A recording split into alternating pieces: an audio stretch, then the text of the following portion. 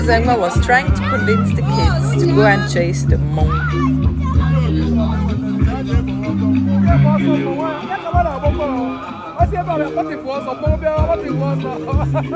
as he used to do in his childhood.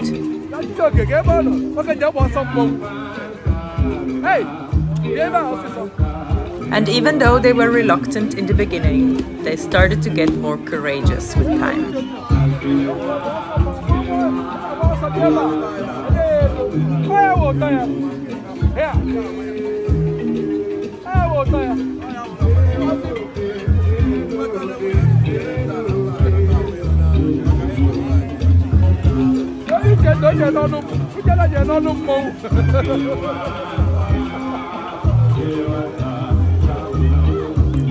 They just needed to learn to be careful with the cars passing by. But after that, they were ready for the best way to exercise in December in Ethiopia.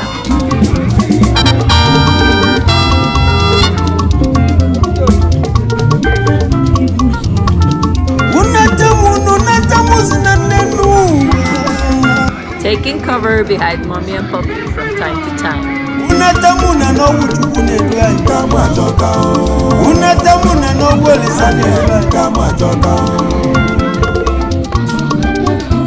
The full version of December fun.